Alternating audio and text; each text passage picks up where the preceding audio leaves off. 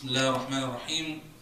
يا أيها النبي إنا أرسلناك شاهدا ومبشرا ونذيرا وداعيا إلى الله بإذنه وسراجا منيرا.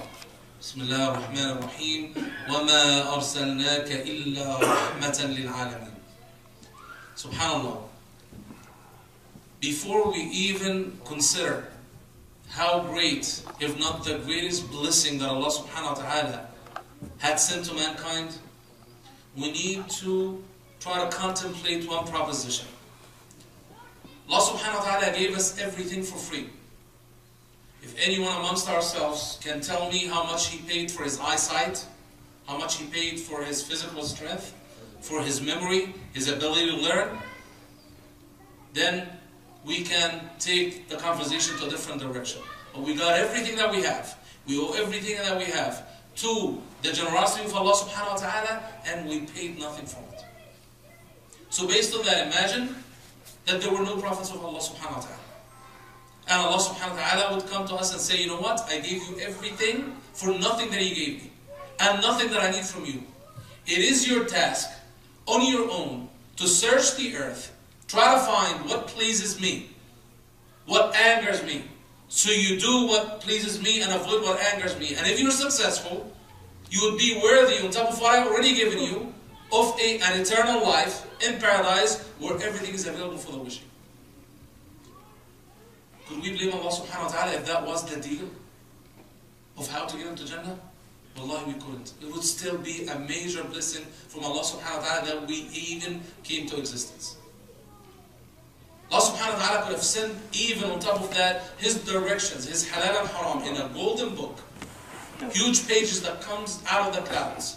Here's what you do, here's what you should not do, and that's it. And we try to figure on our own how to apply that practically in our own life.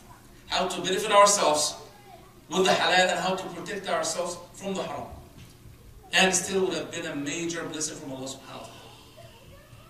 But Allah subhanahu wa ta'ala is the most generous, is the most merciful, and the most gracious. And Allah subhanahu wa ta'ala sent not one messenger, but a prophet after a messenger, after a prophet, to give us the guidance, how we can live the best life possible in this dunya, the most joyful, satisfying, fulfilling life, on our way to the ultimate prize of Allah subhanahu wa ta'ala.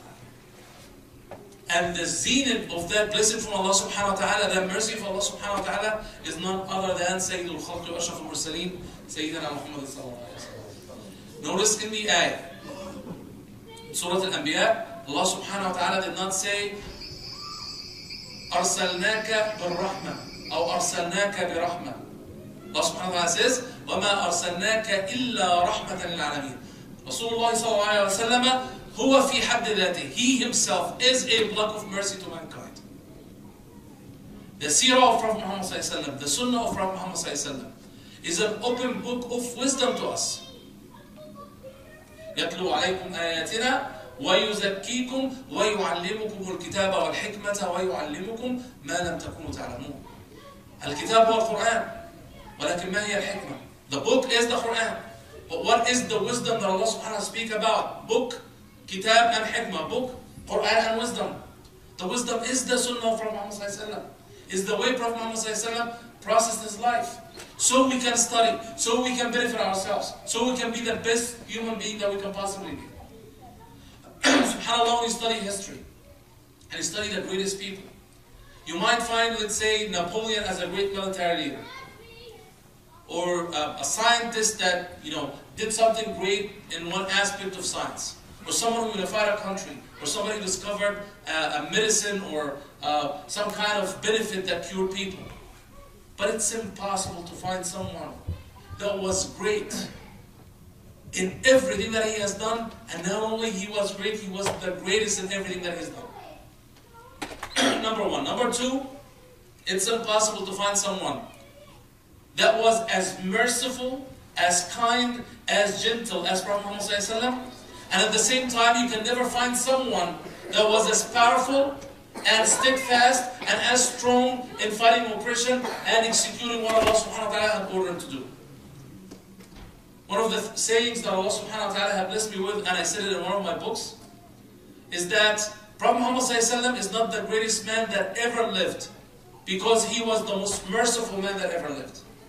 Prophet Muhammad ﷺ was not the greatest man that ever lived because he was the most powerful man that ever lived.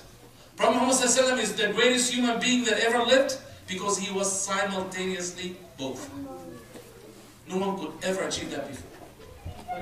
When you look at Prophet Muhammad ﷺ, he was the greatest father. He was the greatest husband. He was the greatest military leader. He was the greatest spiritual leader. He was the greatest diplomat. He was the greatest president. He was the greatest social reformer. He was the greatest economist. He was the greatest Renaissance leader. He was the greatest about everything that he has done. And not only in his time, but throughout time, no one has reached ever the level of greatness of Prophet Muhammad ﷺ. SubhanAllah, look at the aspects. How could one human being be like that unless it is the ultimate design of Allah subhanahu wa ta'ala to show us how we ourselves can learn from him and be the best people that we can possibly be. Prophet Muhammad ﷺ, and he was tasked of revealing the last word of Allah subhanahu wa ta'ala, that is the Quran, to all mankind. And was establishing the Muslim state, and fighting in battles, and facing oppression and blood, subhanAllah. He would come home, and no matter what it is, he would find 1 hour at least to converse with his wife, to talk to her, to increase the wood between him and her. If his wife was sick with all these tasks, he would do house chores for her. He would help her with her work. Prophet Muhammad used to saw his garb. He used to fix his own shoe. He used to milk his own sheep. He used to buy food from the market to his household. It is him, sallallahu alayhi wa sallam, who said, خِدْمَتُكَ زَوْجَتُكَ صَدَقَةً. To serve your wife is a charity that Allah subhanahu wa ta'ala would reward you for it. No one had ever seen generosity like the generosity of Prophet Muhammad sallallahu alayhi wa sallam. One time, a woman worked so hard to sew a garb for Prophet Muhammad sallallahu alayhi wa sallam. It was like the tuxedo of its time. And gave it to Prophet Muhammad sallallahu alayhi wa sallam. And Prophet Muhammad sallallahu alayhi wa sallam put it on. And the companions seen him coming out with this beautiful new suit-like or tuxedo.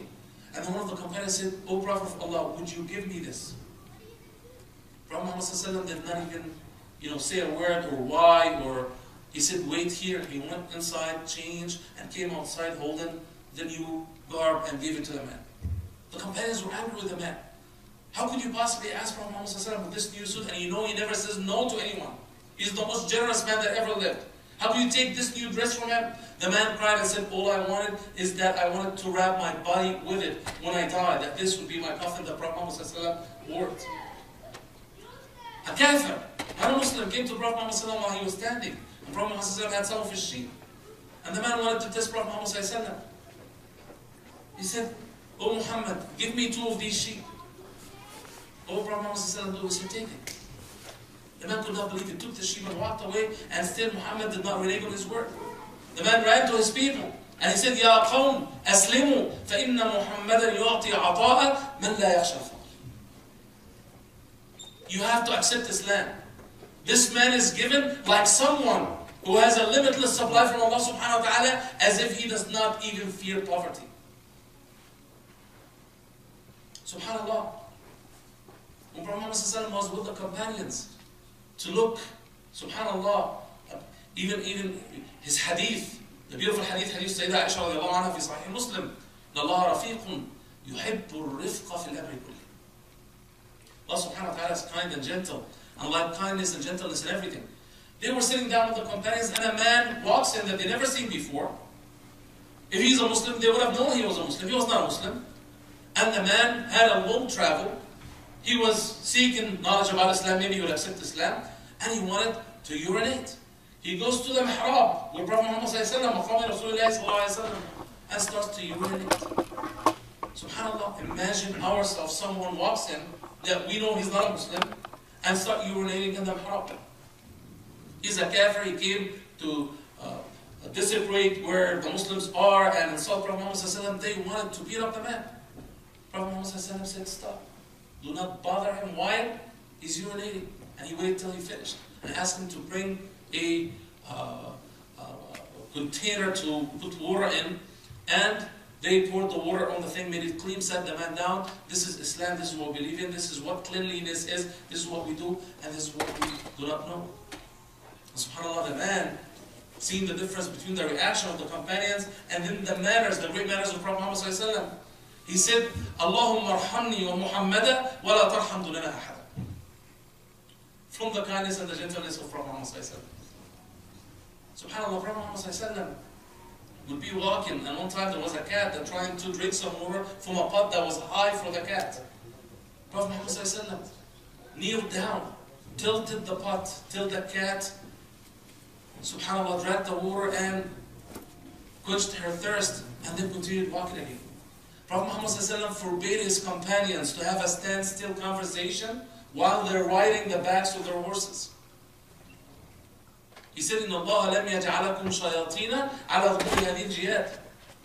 Allah subhanahu wa ta'ala yielded an an'am to you, do not abuse it. You want to have a conversation, you're not moving, you're not traveling? You have the conversation when you're standing on your foot, not on the backs of the horses. Mercy upon animals. SubhanAllah. You look at how Prophet Muhammad ﷺ and his power, with all that mercy and all that kindness, in battle. If you go to Mecca and ask, Man Faris al-Firsad? People will tell you Ali ibn Abi Talib right there. This is Ali ibn Abi Talib describing the physical strength of Prophet Muhammad ﷺ. In battle, كنا إذا حمي البأس وحمرت الحدق نحتمي برسول الله صلى الله عليه وسلم ولم يكن منا أقرب إلى العدو منه. When people are dying left and right, Faris al-Firsan, Ali ibn Abi Talib used to hide behind Prophet Muhammad ﷺ, and no one was ever closer to the enemy line, the front line, than Prophet Muhammad ﷺ. The most physically powerful man in the Arab Peninsula. No one was ever loved by his companions like Prophet Muhammad ﷺ. SubhanAllah, this is one of the features that Allah subhanahu wa ta'ala put in his Prophet. With his manners, with his love, you have to love him. Was the companion that one of the Kuffar Quraysh was torturing? You know, denounced the deen of Islam, denounced La ilaha illallah, and come back to our religion and worship the idols and all that. And he totally refused till the man got exhausted. He said, alright, I'll let you go. I'll let you go, just curse Muhammad for me and I'll let you go. He said, I'd rather die than curse Prophet Muhammad. The Kafir said, I never seen any man more loved by his friends or companions like Muhammad is loved by his friends and companions. The ultimate wisdom and the ultimate knowledge of Prophet Muhammad ﷺ, but look at the manners. Look at Hadith Abi Hurairah radiallahu anhu. لم أرى رجلا أكثر مشورة لأصحابه من رسول الله صلى الله عليه وسلم. And not only that he consulted with the companions, they're not prophets of God, they're not messengers of God, they're not the last prophet of God. Of the people. When Prophet Muhammad ﷺ was at the battle of the trench, Al-Khandaq, you know, the Kuffar summoned the biggest army in their history, 10,000 warriors. And the Muslims were barely 1,000, 10 to 1. And they came to Medina to annihilate all Muslims till the end of Muhammad. And subhanAllah, Banu Qurayza, the last tribe of the 3 tribes of the Jews, got with them and completed the siege around the Muslims, and they had the same goal till the end of Muhammad. So the idea of Salman al-Farisi was to dig a trench that is wide enough so no horse can leap over or go down and come up again. All around Medina, so they can save themselves. SubhanAllah, Prophet Muhammad was about 54 years of age. And the companion said, oh Prophet, Allah will do everything. He said, no, I'll share with you. What was the task of Prophet Muhammad? The harshest task.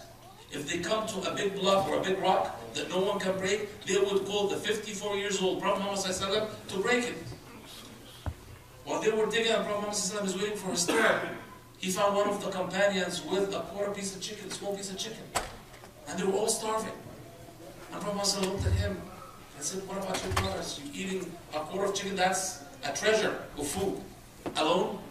And the man apologized to Prophet Muhammad, and he was so embarrassed he could not do anything but just lift his garb and show that he tied one rock to his stomach so tight so he combated the hunger that he was feeling. Prophet Muhammad did not answer him with words. He pulled his own garb and showed the man that he had 2 rocks tied to his stomach from the same hunger. And Prophet Muhammad would go there and dig with his companions. But then we can speak for days about the features and the abilities and the manners of Prophet Muhammad who said, إِنَّمَا بُعِثْتُ لِأُتَمِّمَ مَكَارِمَ الْأَخْلَاقِ. But Prophet Muhammad did not come to planet Earth and to all mankind to display how great he was. He does not need us to certify that for him. Allah subhanahu wa ta'ala said, وَإِنَّكَ لَعَلَى خُلُقٍ عَظِيمٍ. You are but with great manners. And subhanAllah, when somebody who's very rich, somebody, let's say, who has $1 billion in the bank, and point to someone else and said, oh, he's so rich, that means that man has more than his money. But when somebody who has only $50 in the bank and tell you, oh, that guy got money, but maybe he has $1,000 or $2,000. What I'm saying is that Allah subhanahu wa ta'ala said that Prophet Muhammad is great on the scale of greatness of Allah, not our own scale. Imagine how great Allah subhanahu wa ta'ala is, and on the scale of greatness of Allah subhanahu wa ta'ala, Prophet Muhammad has great manners. So, what are we to do about this? What we need to do about this is to fulfill the great hadith of Prophet Muhammad that a lot of us, subhanAllah, do not pay attention to. Prophet Muhammad said in the middle of 7th century, طَلَبُ الْعِلْمِ فَرِيضَةٌ عَلَى كُلِّ مُسْلِمٍ. Seeking knowledge is an obligation upon every Muslim. What knowledge? How to tweet? How to use the iPad? No. Islamic knowledge, the knowledge of seerah, the knowledge of wisdom that Allah subhanahu wa ta'ala blessed us with His mercy in the form of the character of Prophet Muhammad.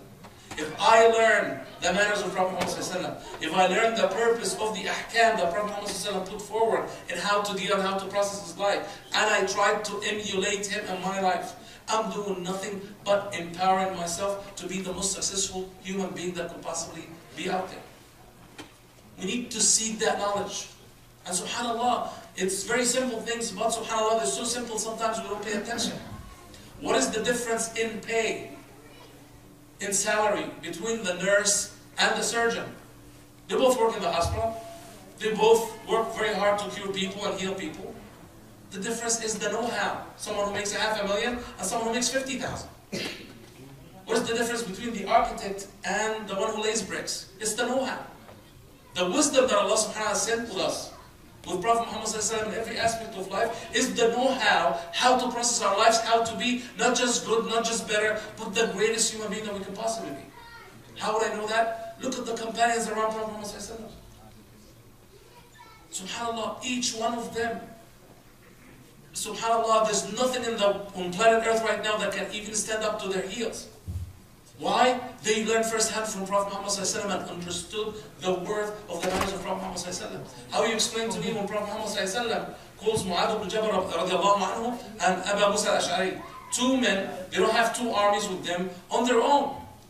And you know what he asked them? Go open the country of Yemen to Islam.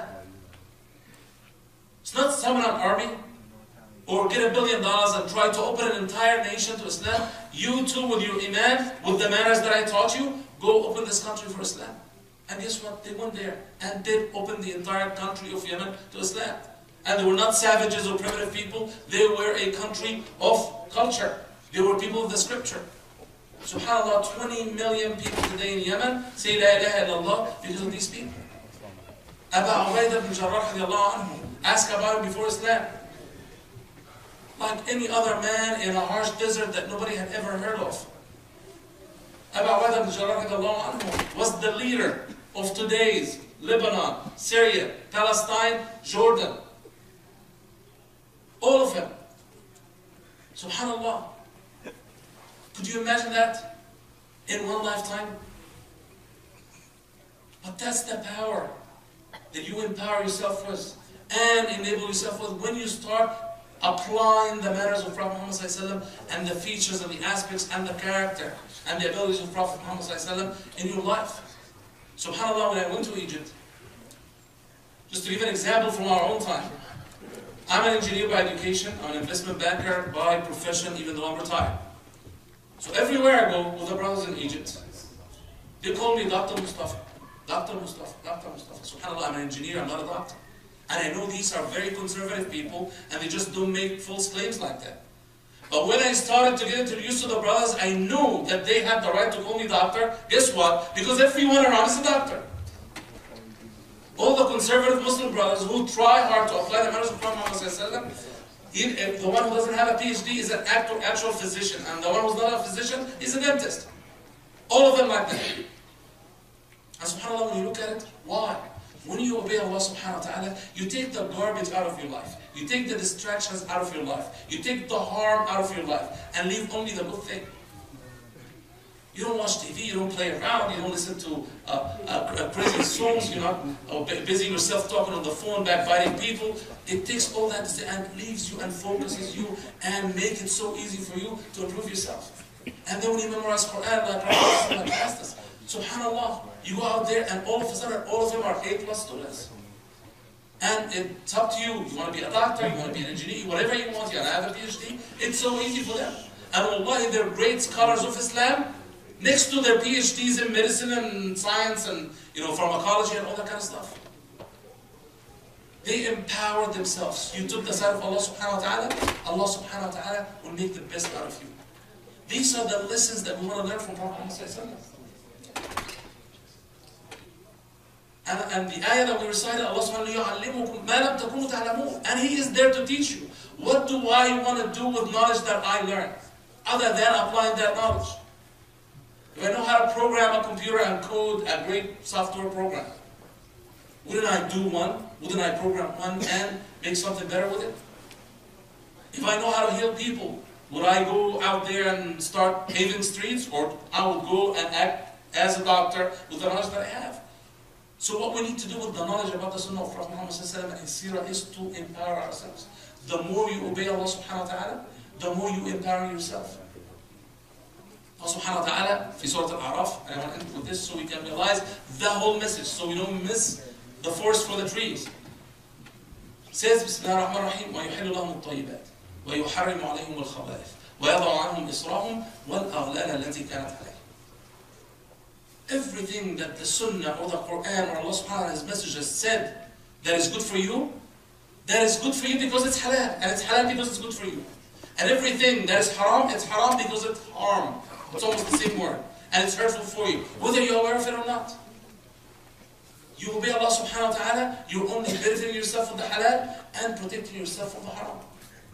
And that's why in Surah Al-Anfal, Allah subhanahu wa ta'ala tells us, يَا أَيُّهَا الَّذِينَ آمَنُوا اسْتَجِيبُوا لِلَّهِ وَلِلرَّسُولِ إِذَا دَعَاكُمْ لِمَا يُحْيِيكُمْ. Who you believe, respond to the teaching of your Prophet and Allah subhanahu wa ta'ala's orders when and it is an invitation for your renaissance, to improving you, to empowering you, to making you the best human being, to give you the tranquility that comes with obeying Allah subhanahu wa ta'ala. So inshallah, put that seed in your mind. Take a book of seerah, subhanallah. We have it in Arabic, we have it in English, we have it all over the place. And start to read for yourself. You have a subject that, subhanallah, is bothering you. A problem in your marriage, a problem with your business, a problem with your children, anything. Just pick up Fiqh al-Sunnah or any of the easy to read books and see what is the Prophet ﷺ's way of dealing with his wife, his children, business, trading, dealing, and get an idea, get a purpose of it. And Allah subhanahu wa ta'ala will give you the solution. And most importantly, remember, لا راحة إلا في الطاعة. And the ta'ah is what Prophet Muhammad showed us, what ta'ah is, inshallah. So let's bring Prophet Muhammad into our lives. Let's enrich our lives. Let's get the blessing of Islam. Let's empower ourselves like the early Muslims empowered not only themselves, but the entire world, inshallah. Alhamdulillah ala ni'mat al-Islam. Alhamdulillah ala ni'mat al-Islam. Alhamdulillah ala ni'mat al-Islami. Wa kafa biha ni'ma. بسم الله الرحمن الرحيم. العصر إن الإنسان في خسر الذين آمنوا وعملوا الصالحات وتواصوا بالحق وتواصوا بالصبر. آخر دعوانا الحمد لله رب العالمين. تكبير. الله أكبر.